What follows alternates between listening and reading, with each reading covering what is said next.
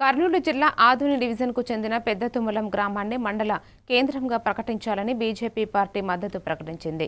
మండలాల విభజనలో ప్రభుత్వం తీసుకున్న నిర్ణయాల్లో పెద్దతుమ్మలం గ్రామానికి తీవ్ర అన్యాయం జరిగిందని గ్రామ ప్రజలు ఆవేదన వ్యక్తం చేస్తున్నారు.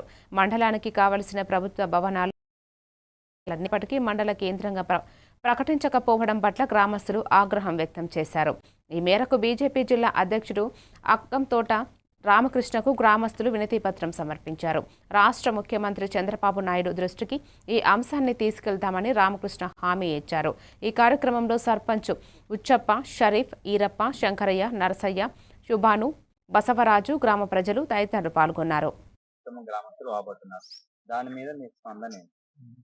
మా స్పందన అంటే ఆల్రెడీ భారతీయ జనతా పార్టీ దీనికి కట్టుబడి ఉంది. మా ఎమ్మెల్యే గారు అసెంబ్లీలో కూడా ప్రస్తావించడం జరిగింది. 4 మండలాలుగా విభజన చేయాలి. మా ఆదోనిని మండలాలు వస్తేనే అభివృద్ధి నోచుకుంటుంది, అభివృద్ధికి దిశగా ముందుకు పోతుందని కూడా చెప్పడం జరిగింది.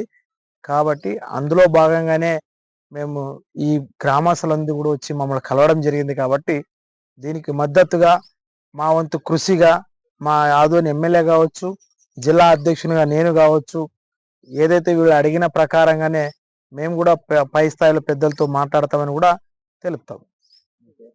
నా పేరు రామకృష్ణ, కర్నూలు జిల్లా అధ్యక్షుడు.